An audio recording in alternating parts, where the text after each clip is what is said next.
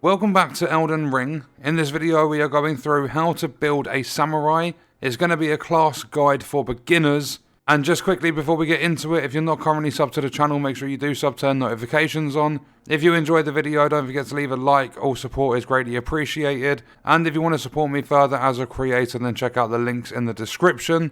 And let's get into it. So the samurai is arguably the best beginner class in Elden Ring. When starting with any character class in the game, I always take a golden seed as my keepsake. It's going to give you an extra use of your flask, and with the samurai, that is going to be incredibly important. So as soon as you get into the game, you're going to go over to the right hand side. You're going to grab your tarnished wizened finger. Then we're going to open this door, and it's really all about a mix of melee and ranged damage. Because with this class, you'll see I am wielding both a katana and a bow. So what we're going to do is come over the bridge. We're going to die to the tutorial boss. Well, I say tutorial, like beginner boss. Okay, so as we open the door to Limgrave, we are going to touch Grace with the first sight of Grace. We are then going to head over to the church, which is just north of us. So if we drop down here and we hold down our roll button to sprint, I'm going to grab some materials and stuff on the way. So making your way to the church, out the front you're going to have a level 2 golden rune. Grab that, come inside the church, and you are going to touch Grace. After that, head over to the smithing table, grab the smithing stone. And once you've got that, talk to the Santa dude. If you go into the purchase tab, what you are going to need to pick up is a crafting kit. And you're also going to need to grab the level 1, I would start with the level 1 Warrior's Cookbook. You can also buy arrows if you want to. The crafting kit and the Warrior's Cookbook are for crafting the arrows. You can buy them, but they're 20 runes each. So they are fairly expensive. What I'm also going to show you in this video is how to get the level 7 Warrior's Cookbook. But if you want to craft the arrows, as well as purchasing the crafting kit and everything like that, you are going to need the bones of animals.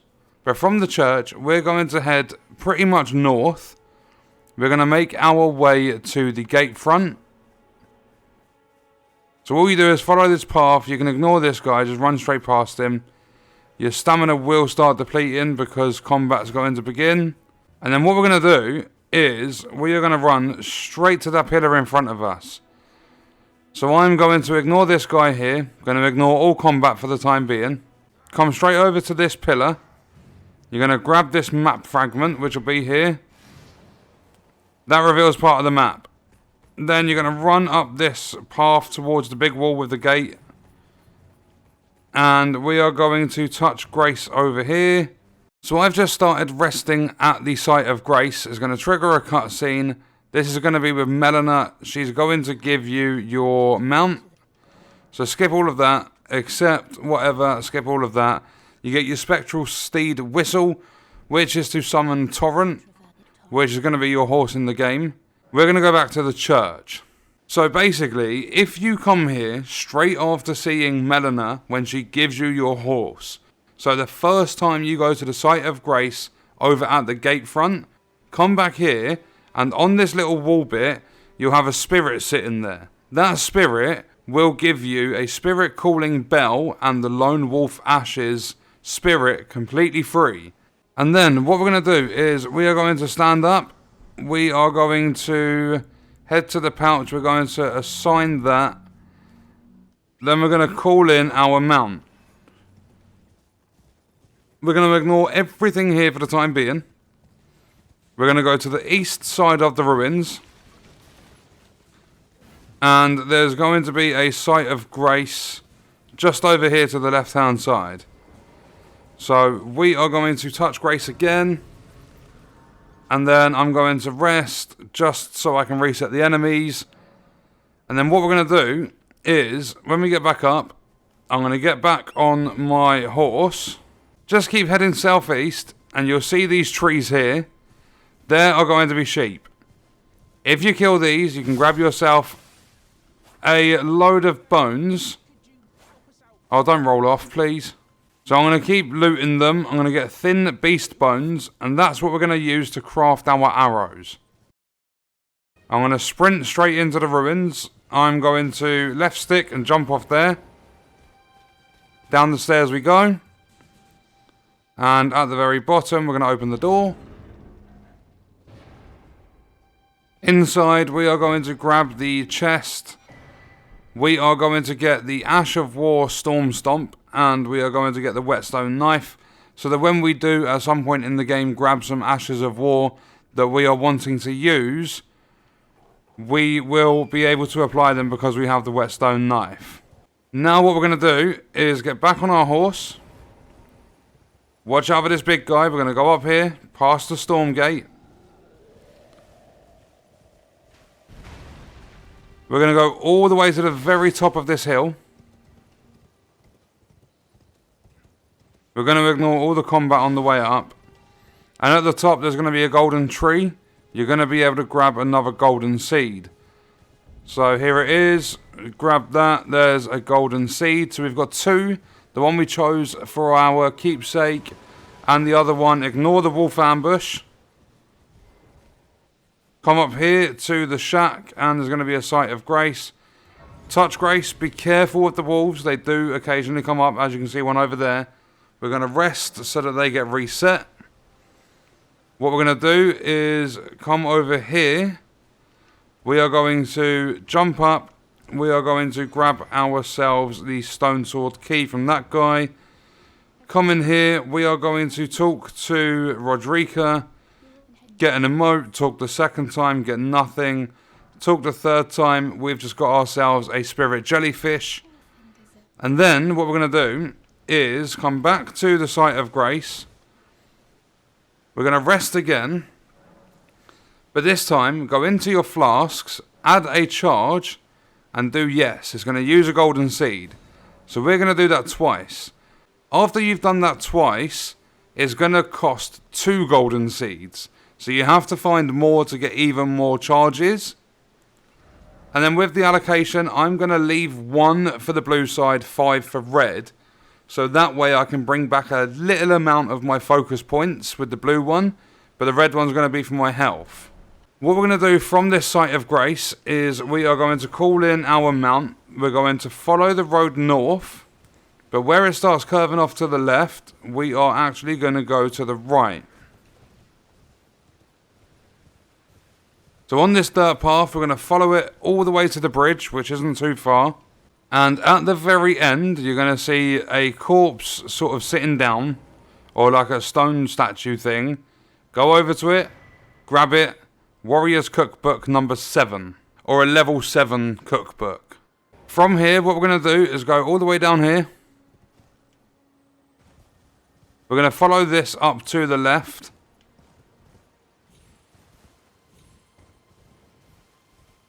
Go all the way through this passage, and you're just going to follow this passage until you get to the next site of grace. And then when you approach the site of grace, what we're going to do is interact with it just to touch grace and unlock it. But we're not going to rest just yet. What we're going to do is get back on our horse, go to this church down here, and inside here there is going to be a weird statue. At the very end, we're going to jump off, grab that, and that is a sacred tear. There's also a vendor here. They sell some sorcery stuff. But we're going to jump back on our horse. And we're going to go back up to that site of grace and interact with it. So rest at the site of grace.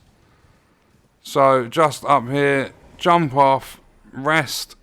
Another cutscene comes in here with Melina, who is the finger maiden that gave us our horse. So we're going to skip all of this, and then we are going to go, I'll go too, and she's going to take us to the Roundtable Hold. Once you're at the Roundtable Hold, all you're going to really need to do, like you've got a blacksmith in here, there's different vendors and stuff. It's going to be like the main social hub of the game. But interact with the table, and then what you're going to do is go to your flasks, increase amount replenished by flasks, use a sacred tear to do so. So we do yes, and there we go. So if we back out now, and we go into our inventory, Flask of Crimson Tears +1. So basically, our flasks have just become more powerful. So now what we're going to do is we are going to open up the map, and we're going to fast travel back out of here. We're going to go back to the church. Come back to Santa because I didn't buy the stuff earlier. I'm going to go into purchase a crafting kit. And then I'm also going to buy the level 1 cookbook. So now we've purchased the crafting kit. If we pause the game, go to item crafting, you can now craft items. If we look here, bone arrows times 10. Required items, you need 3 thin beast bones. And you're going to get 10 bone arrows. That's why I took you to the place to gather the sheep just to the east of the Gatefront ruins. But then with the level 7 Warrior's Cookbook, if you get yourself 3 ruin fragments and then 3 thin beast bones, you can craft rainbow stone arrows. So what I'm going to do very quickly is go and get myself ruin fragments. I want to try these arrows. So make how many? I can do 1 lot. It's going to give me 10. It's going to use 3 ruin fragments and beast bones. I'm going to get 10 rainbow stone arrows. I actually have no idea what these do, because a standard arrow, attack power 45 physical, the rainbow ones 25 physical. So I'm going to equip them. It's just lit him up. And it makes a little bit of a funny noise as you hit him. Okay, so little tip, don't worry about the level 7 cookbook. Don't bother with the rainbow arrows, just craft normal ones. They deal more damage. So when you are playing as the samurai, you're looking for the right balance of melee and ranged combat. I wouldn't recommend taking on huge groups of enemies because you don't wield a shield. So your defense is going to be quite bad. Instead, stand back with your bow and arrow, pick off a couple of enemies as you can, and don't forget to use your skills. So if I crouch, I lock onto this guy, I pull out my bow, and then if I hold my left trigger, and then shoot, it deals a lot more damage. It's known as a mighty shot. You can also do this with the katana.